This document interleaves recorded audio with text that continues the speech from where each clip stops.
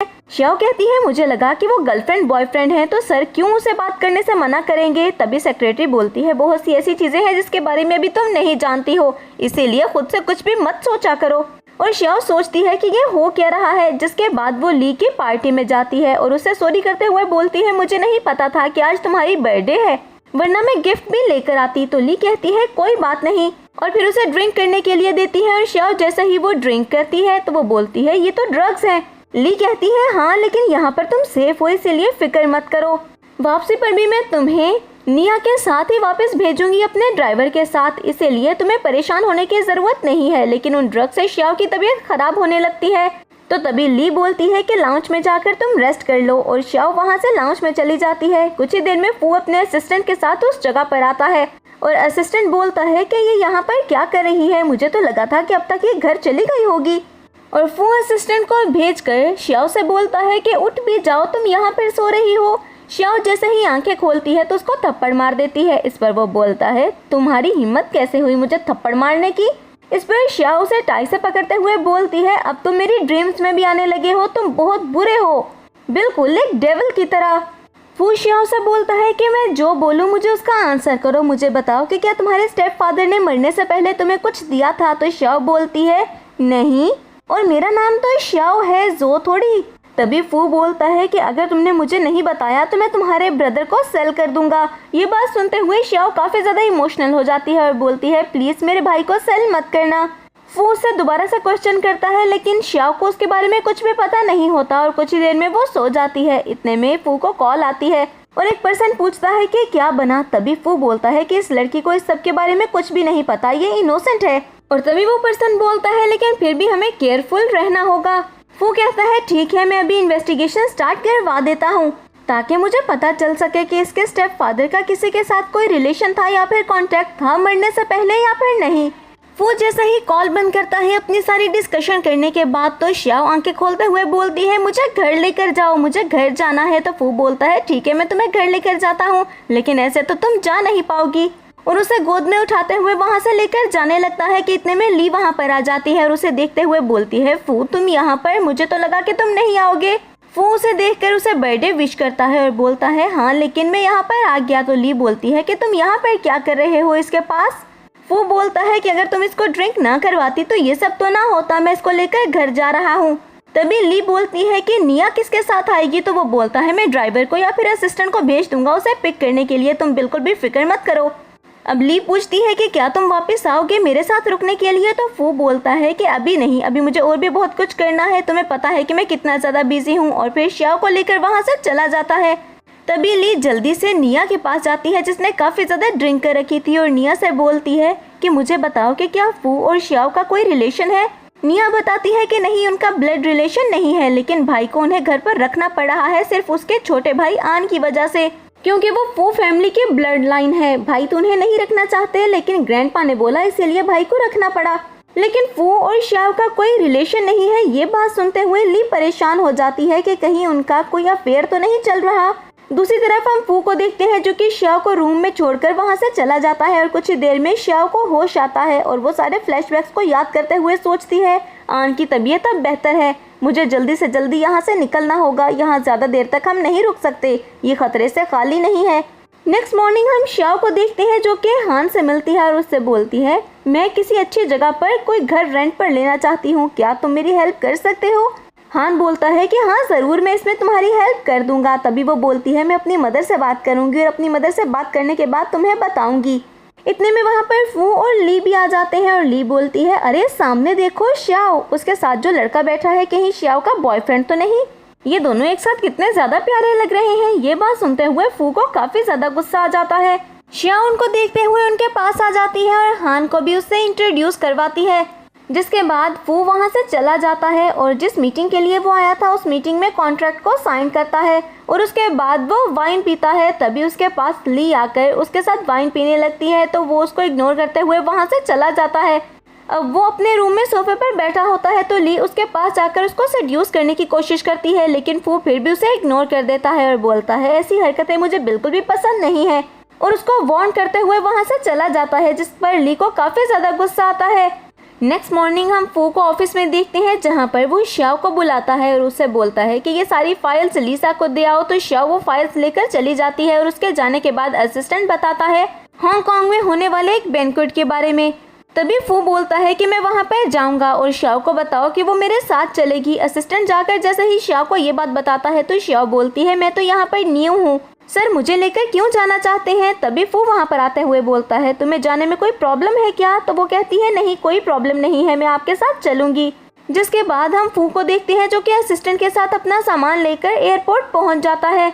Assistant बोलता है कि श्याओ अचानक से रुक क्यों गई। तभी फू पीछे मुड़कर श्याओ से बोलता है तुम्हें क्या हुआ। तो वो भागते हुए उसके पास आती है और बोलती है मुझे वापस जाना होगा, मेरी मदर और भाई ठीक नहीं है। मुझे अभी कॉल आई थी मेड की, वो बता रही थी कि भाई और मदर को कुछ लोग उठाकर ले गए हैं और उनकी गाड़ी पर नंबर प्लेट भी नहीं थी और ना ही गाड़ी का लाइसेंस मौजूद था। तभी फू असिस्टेंट से बोलता है कि इस सब के बारे में पता लगा और उसके बाद श्याओ की तरफ देखते हुए बोलता है वापस जाकर तुम कर भी क्या लोगी, मैं तुमसे वादा करता हूँ कि मैं उनको ढूंढ कर ही दम लूंगा। अब वो श्याओ को लेकर पार्टी पर चला जाता है जहाँ पर मिस्टर लू पहले से ही मौजूद होते हैं और वह फू से बोलते हैं मैंने सोचा भी नहीं था कि तुम यहाँ पर आ जाओगे। तो फू कहता है जो आप नहीं सोचते वो मैं कर देता हूँ। नेक्स्ट सीन में हम श्याओ को देखते हैं जो कि वॉशरूम जाती है और वहाँ पर जाकर किसी को कॉल करती है कि इतने में वहाँ पर फू आ जाता है और उसके मुंह पर हाथ रखते हुए उसे चुप करवा देता है। कॉल कट जाती है जिसके बाद वो श्याओ से बोलता है मैं सब कुछ जानता हूँ, मेरा घर छोड़कर तुम जाना चाहती हो यहाँ से। मैं तुम्हारे उस बॉयफ्रेंड के बारे में भी सब कुछ जानता हूँ। और जैसे ही उसे सारी चीजें बताता है तो श्याओ तो शॉक ही रह जाती है और सोचती है कि इस सब के बारे में इसे कैसे पता चला। वो बोलता है कि अगर अपनी फैमिली को बचाना चाहती हो तो चुपचाप वही करो जो कि मैं तुम्हें बोल रहा हूँ करने के लिए। और फिर श्याओ को लेकर गाड़ी में आकर बैठ जाता है। असिस्टेंट गाड़ी ड्राइव करने लगता है लेकिन कुछ ही देर में उनकी गाड़ी का कोई लोग पीछा करने लगते हैं और असिस्टेंट बोलता है कुछ लोग हमारा पीछा कर रहे हैं। ये बात सुनते हुए तो श्याओ और ज्यादा घबरा जाती है और घबराते हुए वो फू को हक कर लेती है। फू उससे बोलता है कि फिक्र मत करो, मैं तुम्हें कुछ भी नहीं होने दूंगा, लेकिन बिल्कुल भी मूवमेंट मत करना वरना तुम्हारी जान खतरे में आ सकती है। फू उसे बचाता है लेकिन खुद थोड़ा सा इंजर्ड हो जाता है और असिस्टेंट बहुत ही ज्यादा तेज स्पीड से गाड़ी ड्राइव करते हुए गाड़ी को उस दूसरी गाड़ी की आंखों से ओझल कर देता है। और वो पर्सन जो कि उनका पीछा कर रहा था वो सोचता है कि ये अचानक से कहाँ चले गए। नेक्स्ट सीन में हम फू को देखते हैं जो कि रूम में बैठा होता है और डॉक्टर उसके बैंडेज करता है और फू असिस्टेंट से बोलता है कि लू के बारे में पता लगाओ, मुझे पूरा यकीन है कि वही ये सब कर रहा है, शायद उसका मरने का काफी दिल चाह रहा है। असिस्टेंट और डॉक्टर दोनों ही वहाँ से चले जाते हैं। जब फू श्याओ से बोलता है कि यहाँ पर क्यों खड़ी हो, तुमने तो मुझे थैंक्स भी नहीं बोला जबकि मैंने तुम्हारी जान बचाई। इस पर श्याओ बोलती है कि तुम्हें थैंक्स क्यों बोलूँ मैं, अगर तुम्हारे इतने ज्यादा दुश्मन ना होते तो कभी भी मेरी जान खतरे में ना पड़ती। फू श्याओ को अपने पास बिठाते हुए बोलता है जब तक तुम किसी और में इंटरेस्ट नहीं लोगी मैं किसी को भी नुकसान नहीं पहुंचाऊंगा, ये बात याद रखना श्याओ। और अगर तुम चाहती हो कि मैं हान को नुकसान ना पहुंचाऊं और उसे जाने दूं तो फिर तुम्हें वादा करना होगा कि तुम मेरे आसपास ही रहोगी, क्योंकि जब तुम मेरे आसपास रहती हो तो मुझे काफी अच्छा फील होता है। श्याओ उसे थैंक्स करती है आज उसकी जान बचाने के लिए और उसके बाद बोलती है कि मेरी मदर और मेरा भाई अभी भी मिसिंग है, मुझे उनको ढूंढने के लिए जाना होगा। तो वो बोलता है मैंने कहा ना कि तुम यहीं पर रुको, तुम्हें जाने की ज़रूरत नहीं है, मैं तुमसे वादा करता हूँ कि वो बिल्कुल ठीक ठाक तुम्हारे पास वापस आ जाएंगे, मैं उनको ढूंढ रहा हूँ। इस पर श्याओ सोचती है कि क्या उनको गायब करवाने में तुम्हारा हाथ नहीं है, क्या मैं तुम पर यकीन कर लूँ या फिर ना करूँ। इसके बाद फू श्याओ से बोलता है कि जाओ जाकर अपना ड्रेस चेंज कर लो और श्याओ वहाँ से अपने रूम में आ जाती है और फिर सो जाती है। नेक्स्ट मॉर्निंग जैसे ही उसकी आंख खुलती है तो उसे हान की कॉल आती है जो कि बताता है कि मैं हांगकांग में हूँ, तुम कहाँ पर हो। तो श्याओ बोलती है कि मैं तुमसे मिलने के लिए आ रही हूँ और रेडी होकर जैसे ही निकलने वाली होती है तो फू बोलता है कहाँ जा रही हो। फू को देखकर वो कुछ घबरा जाती है जिसके बाद बोलती है मैं बाहर घूमने के लिए जा रही हूँ। तो फू उसके हाथ में एटीएम कार्ड पकड़ाते हुए बोलता है अगर कुछ पसंद आ जाए तो शॉपिंग कर लेना। श्याओ उसकी तरफ देखते हुए फौरन वहाँ से चली जाती है। जिसके बाद फू असिस्टेंट से बोलता है कि पता लगाओ कि ये कहाँ पर गई है और इसको किसने कॉल की थी और इसकी लोकेशन भी ट्रेस करवाओ। नेक्स्ट सीन में हम हान को देखते हैं जो कि रेस्टोरेंट में बैठा होता है और वहीं पर श्याओ उससे मिलने के लिए आती है। तभी हान उसे बताता है उस पर्सन के बारे में जिसने उसकी मदर और भाई को किडनैप किया है और वो पूछती है कि आखिर ये पर्सन कौन है, क्या तुम्हारे पास इसकी कोई इन्फॉर्मेशन है। तो हान बताता है कि हाँ ये फू का ही कोई बंदा है। ये बात सुनते हुए श्याओ काफी ज्यादा घबरा जाती है और सोचती है फाइनली मुझे पता चल गया, इस सब के पीछे तुम ही हो फू, तुम इतने बदतमीज हो सकते हो, मैंने सोचा भी नहीं था। और फिर उस फाइल और डॉक्यूमेंट्स को लेकर वहाँ से चली जाती है, हान से ये बोलते हुए कि वो उससे दोबारा मिलेगी। जिसके बाद हान भी रेस्टोरेंट से बाहर निकलता है और एक इंजर्ड पर्सन को देखता है जो कि बताता है कि कुछ लोग मेरी गाड़ी लेकर भाग गए। हान उससे पूछता है कि क्या मतलब गाड़ी लेकर भाग गए, तुम्हारे साथ तो वो लड़की भी थी ना, श्याओ कहाँ पर है मुझे बताओ। तो तभी वो पर्सन बोलता है कि मुझे इस सब के बारे में कुछ भी नहीं पता। हान वहाँ से फौरन से भागता है ताकि वो श्याओ को ढूंढ सके। और दूसरी तरफ हम फू को देखते हैं जिसे बहुत सारी चीजों के बारे में पता चलता है क्योंकि डिटेक्टिव हर जगह पर मौजूद थे। और फू बोलता है कि ये सब लोग मेरे हाथों मरना चाहते हैं। और फिर हम हान को देखते हैं जिसे वो लोग पकड़कर उसी जगह पर ले जाते हैं जहाँ पर श्याओ पहले से ही मौजूद होती है। और जैसे ही उनकी आंखों से पट्टी हटाई जाती है तो वो दोनों ही शॉक रह जाते हैं क्योंकि वो दोनों ही उन गुंडों के हाथों पकड़े जा चुके थे। इतने में वहाँ पर सू आ जाती है और श्याओ को देखते हुए बोलती है तुम हो वो लड़की जो कि फू को पसंद है और फू जिसके साथ अपनी पूरी लाइफ गुजारना चाहता है। इस पर श्याओ बोलती है आप गलत समझ रही हैं, ऐसा कुछ भी नहीं है। तो उसका बंदा बताता है कि ऐसा है, ये लड़की हर जगह पर फू के साथ थी तो इसका यही मतलब है कि फू इसको लाइक करता है। और फिर वो गार्ड्स हान को पकड़कर वहाँ से ले जाते हैं और श्याओ वहीं पर खड़ी ही रह जाती है। सू बोलती है इसका ध्यान रखना और ये बोलकर वो वहाँ से चली जाती है। और श्याओ को जैसे ही लगता है कि वो यहाँ से भाग सकती है तो उन गार्ड्स को वो ड्रिंक करता देखकर वहाँ से भागने लगती है। तो वो गार्ड्स भी उसका पीछा करते हैं। वो गार्ड्स गन लोड करके बोलते हैं कि हम गोली चला देंगे अगर तुम ना रुकी। तो इतने में वहाँ पर फू आ जाता है सू के साथ और बोलता है इस सब को बंद करो। तो सू बोलती है तुम्हें समझ नहीं आया, इस सब को बंद करो। तो गार्ड्स अपनी गन्स नीचे कर लेते हैं और श्याओ सोचती है कि शुक्र है मैं बच गई। फू वहाँ से सू के साथ चला जाता है और असिस्टेंट आता है श्याओ के पास। तो श्याओ बोलती है कि ये तो फू था ना। तो असिस्टेंट बोलता है हाँ उन्होंने ही तुम्हारी जान बचाई है। जिसके बाद श्याओ वहाँ से भाग जाती है और असिस्टेंट सोचने लगता है अब मिस्टर फू को पता चलेगा कि एक नई मुसीबत उनका इंतजार कर रही है तो क्या होगा। दूसरी तरफ रूम में हम फू और सू को देखते हैं जहाँ पर सू बोलती है कि अगर तुम मेरी बात पहले मान लेते तो इतनी दूर तुम्हें आना ना पड़ता। फू उठकर उसके करीब आता है और बोलता है उस रात में तुम्हें ढूंढता रहा लेकिन तुम मुझे मिली ही नहीं। तभी सू बोलती है अरे तुम आना चाहते थे मेरे पास, मुझे तो लगा कि शायद तुम विलिंग ही नहीं हो। इस पर फू बोलता है आज भी देर तो नहीं हुई। दूसरी तरफ हम श्याओ को देखते हैं जो कि हर तरफ शायद फू को ही ढूंढ रही होती है। फू सू से बोलता है कि अगर लू को पता चल गया इस सब के बारे में तो तुम्हें क्या लगता है वो तुम्हें मार नहीं देगा। तो तभी वो बोलती है वो मुझ पर मरता है, वो कुछ भी नहीं कर सकता मेरे साथ। श्याओ फू को रूम में देखकर वहाँ से जाने ही वाली होती है लेकिन अचानक से पीछे मुड़ती है तो फू उसके पीछे ही खड़ा होता है और श्याओ बोलती है कि तुम।